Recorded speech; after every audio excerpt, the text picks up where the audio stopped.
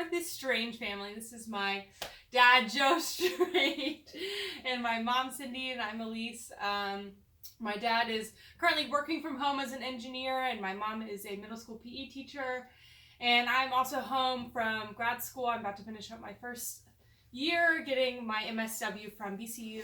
Go Rams. But yeah, take it away, Joe. Okay, so we're going to start in Nehemiah chapter 1 today. It's one of my favorite stories in the Bible, just because of the response of Nehemiah and the people.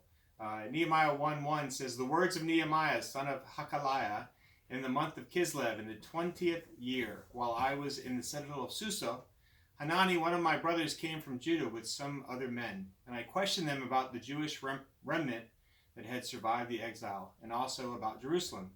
They said to me, 'Those who survived the exile are back in the province are in great trouble and disgrace. The wall of Jerusalem is broken down, and its gates have been burned with fire.' When I heard these things, I sat down and wept. For some days I mourned and fasted and prayed before the God of heaven. Then I said, 'Lord, the God of heaven, the great and awesome God who keeps his covenant of love with those who love him and keep his commandments, let your ear be attentive and your eyes open to hear the prayer your servant is praying before you day and night for your servants, the people of Israel.' The walls and gates of a city represent their security, confidence, and safety. Since the walls and gates of Jerusalem had been destroyed, the Israelites who had returned were unprotected, insecure, and open to attack. Nehemiah wept at the news. His people and his city were in great trouble and disgrace. His first response was mourning. After that, he fasted and prayed to God. At the end of his prayer in verse 11, Nehemiah knows what he must do. He asked God to listen and grant him success because he was a cupbearer to the king. God had placed Nehemiah in a particular situation in order to remedy the problem in Jerusalem. In chapter 2, Nehemiah asked the king's permission to go and rebuild the wall. He also asked for provisions to rebuild. The king says yes and blesses him. In 2:17, Nehemiah is now in Jerusalem and has surveyed the wall and its condition. And he speaks to the Jews, priests and nobles, and says in verse 17, 'Come, let us rebuild the wall of Jerusalem, and we will no longer be in disgrace.' In verse 18, they replied, 'Let us start rebuilding.'" Chapter 3 details the priests, men, and women who put themselves to the task of rebuilding the wall. A goldsmith, in verse 8, and a perfume maker worked on the wall. Verse 12, Halohesh and his daughters repaired a section. While they were working on the walls and gates, they had the additional hardship of being attacked. Their trials only got harder as they worked. So I'm going to share from Galatians 6, verse 9 in the ESV version. It says, "And let us not grow weary of doing good, for in due season we will reap, if we do not give up." You know, faith can really wane when things get really hard, when the journey just continues to go on and on. We start off full of zeal and lots of vigor, and then that can dwindle down as the length of the journey goes longer than we expect. And as we all know, we're on a really, really long journey now. I can tell you as a teacher, that first week of school that we were out, I was like, wow, it is summer, I'm on vacation. I was really excited. I had all these plans and things I was going to clean and places I was going to do.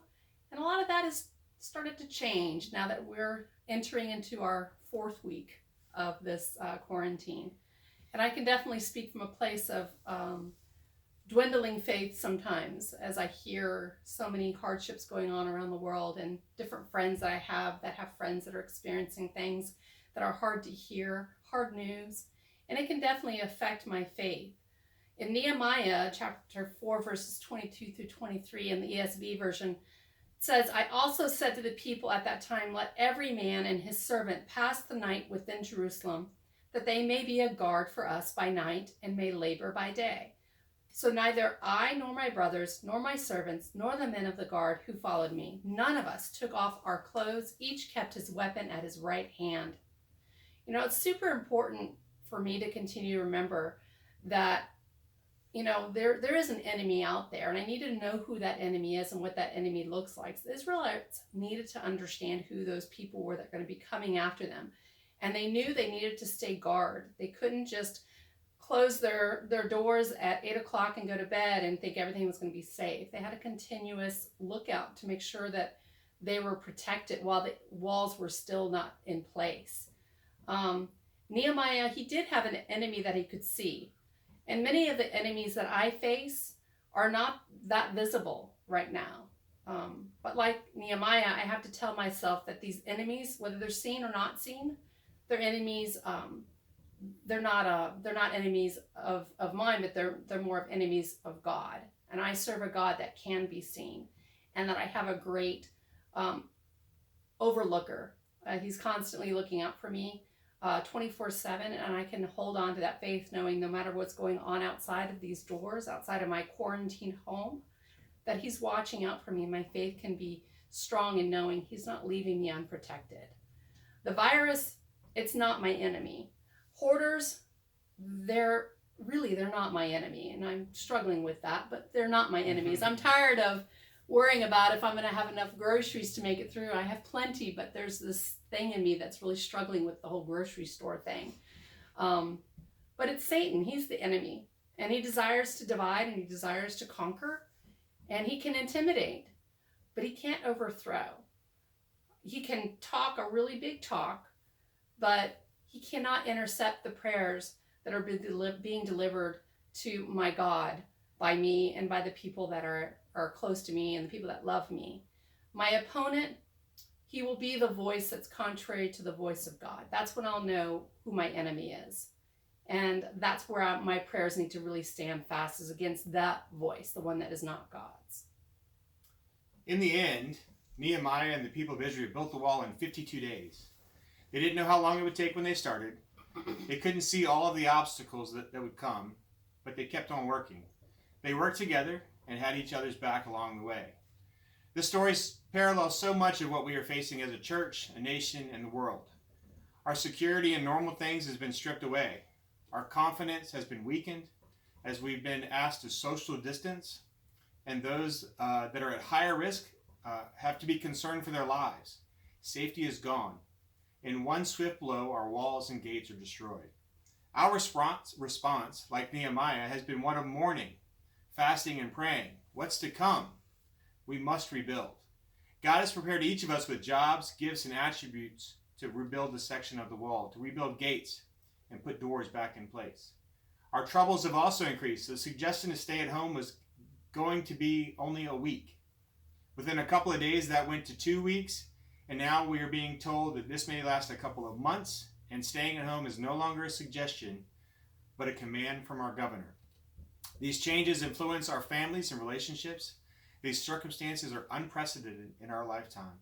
Our kids have never faced anything like this. Friends are getting married online because they can't get more than 10 people together. Graduations and sports are canceled. Parents are having to teach while doing their own jobs from home. Who gets the computer to complete the homework needed done while someone else needs it for Google Classroom or Zoom meeting? What is Zoom or Google Classroom or Google Meet? The uncertainty can feed stress and disunity. In Nehemiah 4, verse 14, after I looked things over, I stood up and said to the nobles, the officials, and the rest of the people, don't be afraid of them. Remember the Lord who is great and awesome, and fight for your families, your sons and your daughters, your wives and your homes. When I want to abandon a task that God has set for me to start before it's even over, it's often because I'm really just relying on my own strength instead of God's. I can try to control outcomes and put my hands on every detail and end up feeling really frustrated when I don't see the end of it coming out the way that I wanted it to. There will always be elements that are beyond my ability to control. Right now, we're in this one, but you can think through some of the other things that you might have gone through. I know I can, where I was equally not in control. This is just a completely new and uncharted territory for us, but it's still not any different. I wasn't in control of those trials I've been through before, and God took care of things, and he's going to continue to be there for him. Nehemiah couldn't control the army of people who rose up against him, but he could depend on God and equip his men to defend themselves. He couldn't force the people to see the value of the work he was doing, but he could know that God did. When I stay faithful in the middle of this messy middle, God can build strength and resolve in my heart that keeps me centered in his truth when hard seasons come. My turn. So I'm just going to change pace a little bit and talk about rebuilding the wall in your family and what that really looks like. From the kids' perspective, I'm not so much a kid anymore, and so this really applies to kids of all ages. College kids, young adults, teens, young kids. Many of us are being forced into situations that are new, and I don't know about you, but I've never been quarantined in my house with my parents and my grandma before. I spent the last almost 5 years away at college, living in dorms, stuff like that, and now I came home for spring break and I have not returned since, and so that was really unexpected.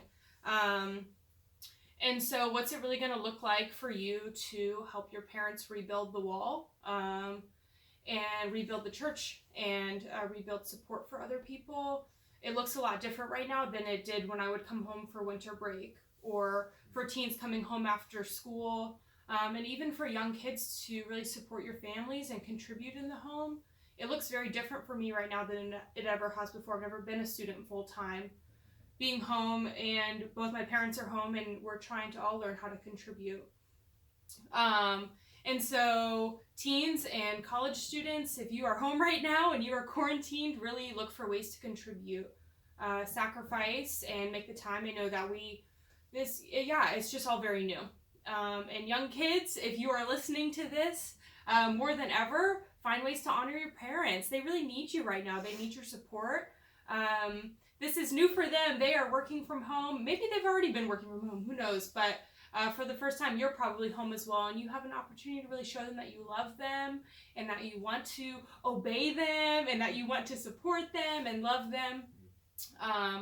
And so, kids, we got this. We can stick through this. Parents, I know that this is probably a very trying time for you, as it is also new for you. And some kids may thrive in this setting. They may feel great being at home. They may love having you around all the time. And for some, this may be very challenging. And I can actually assure you that for a lot, this is very challenging. For young kids and older kids alike, transition and change is always hard. I know that the past couple weeks has actually been very hard for me. Just so many changes and so many transitions, and it takes a toll on us emotionally and spiritually, and just trying to get our bearings on a new situation. And I know a lot of you parents have probably taken on teacher roles, and kudos to you. Your kids really need that, but they also really need your love and support during this time, as they are probably fighting through feelings that they've never experienced. You know, they've never been quarantined before or had to, worry about a pandemic. And so they are working through this in probably ways that we can't even understand, especially our young kids. And so what does it really look like for you to support your kids and help them rebuild the wall? Great question. You really know your kids the best, and you really know your families the best. You know what your kids need. And if you are a family that is doing great and your kids are thriving and you are loving life, share your advice. And if you are a family that is having a really hard time and you see your kids struggling and you don't know how to help them and you don't even know how to help yourself, please seek advice. I think about Nehemiah, and it says that the perfume makers and goldsmiths, they built a section of the wall, and they probably had no idea what they were doing. They had never built a wall before. And I'm sure they had to get help and advice, and so I really encourage you to do that. We really can't stop seeking advice in this. I'm pretty sure this is new for all of us. And so more than ever, we should be seeking counsel for our families and for our kids and for just this whole situation. And just lastly, I just want to touch on that this can be a hard time for people in general. I think about mental health and people who may have a really difficult home life. I think about domestic violence and just so many different situations that just because we are in the church, we do not always escape these things. And so during this time, life really might not look the same for you. And that is okay. It is okay for things to look different, and building the wall might look different each day. You pick up your one stone, you make the one phone call, send that one text, spend that 1 hour with your parents. whatever that looks like for the day, that is okay. Our expectations for ourselves really might look different, but God is so faithful. He's so faithful, and he works through the smallest of our efforts as long as we are really relying on him and striving to surrender those things to him. And so I just wanted to touch on that because that's just been something that's on my heart. And yes. Great. Good job. The walls that we're building, they're not physical walls, but they are just as important. The church is not the walls, but the connections of each disciple. The needs of our communities cry out, and we can help. God has always had a heart for those in need. How do we build these walls? I've got some scriptures to help us out. In Galatians 5:22-23, but the fruit of the Spirit is love, joy, peace, patience, kindness, goodness, faithfulness, gentleness, and self-control. Against such things there is no law. 1 Corinthians 13:4, love is patient, love is kind. 1 Corinthians 13:7, it always protects, always trusts, always hopes, always perseveres. Galatians 5:13, you, my brothers and sisters, were called to be free, but do not use your freedom to indulge the flesh. Rather, serve one another humbly in love. Galatians 6:2, carry each other's burdens. In this way you will fulfill the law of Christ. James 5:16, therefore confess your sins to each other and pray for each other so that you may be healed. The prayer of a righteous person is powerful and effective. And 1 Thessalonians 5:11, and we'll end with this thought. Therefore, encourage one another and build each other up, just as in fact you are doing. Thanks for this time and letting us share, and pray that you have a great day.